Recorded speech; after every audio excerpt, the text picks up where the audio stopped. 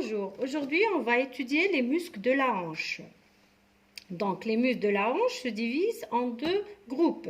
Un groupe antérieur, ce sont les muscles de la région iliaque, et un groupe postérieur, ce sont les muscles de la région glutéale. Alors pour les muscles de la région iliaque, donc il existe deux muscles de la région iliaque qui sont principalement le muscle psoas et le muscle iliaque, regroupés généralement sous le nom du muscle psoas iliaque. Le muscle psoas est un muscle qui prend son origine sur les corps vertébraux qui vont de la 12e vertèbre dorsale ou bien thoracique jusqu'à la 4e vertèbre dorsale, jusqu'à la 4e vertèbre lombaire, et ce muscle se termine sur le petit trochanter. Sa fonction, c'est la flexion de la hanche. Il existe souvent un petit muscle qui est situé devant le muscle psoas, qui est le muscle petit psoas, qui est un muscle inconstant. Le deuxième muscle de la région iliaque, du groupe antérieur de la hanche, c'est le muscle iliaque. Le muscle iliaque qui prend son origine sur la fosse iliaque et se termine sur le petit trochanter.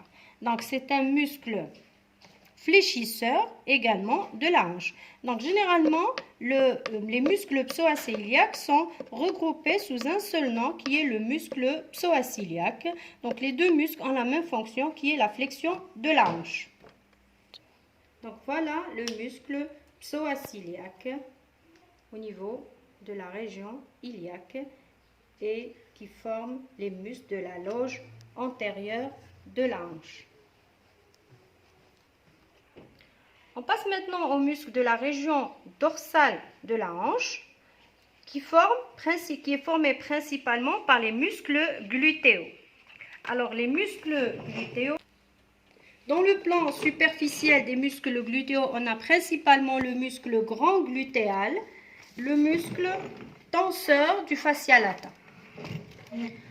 Alors le muscle grand glutéal, le muscle tenseur du fascia latin, le muscle moyen glutéal, et bien sûr dans un plan plus profond on trouve le muscle petit glutéal avec les muscles pelvis trochantériens. Donc je reprends, donc je remonte la maquette.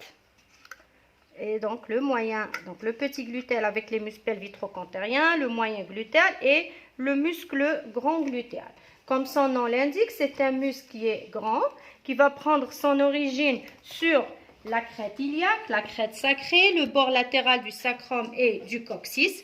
Et bien sûr, il se termine sur la branche latérale de trifurcation de la ligne âpre.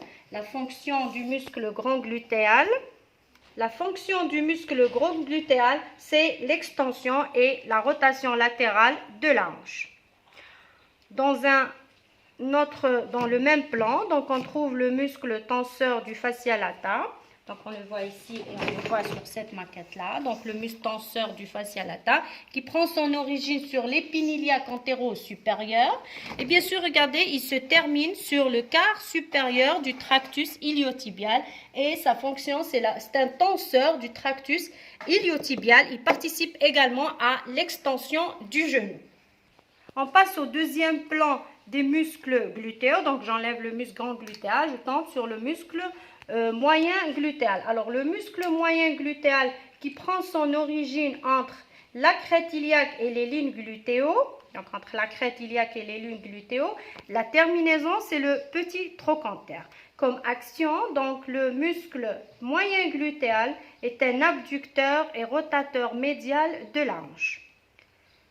Donc dans un plan plus profond, j'enlève le moyen glutéal, je tombe sur le plan le plus profond qui comprend d'abord le muscle moyen glutéal qui prend son origine sur la face latérale de l'ilion en avant de la ligne glutéale antérieure et lui aussi se termine sur le petit trochanter. Il a la même action que le muscle moyen glutéal qui est l'abduction et la rotation médiale de la hanche.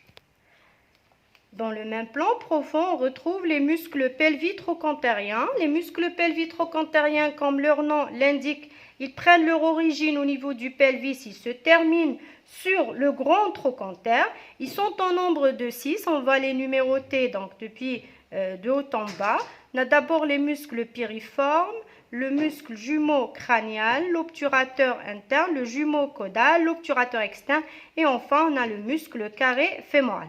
Donc ils sont au nombre de 6, ils sont regroupés sous un seul nom, ce sont les muscles pelvis-trochantériens. Ils ont la même action qui est la rotation latérale de la hanche.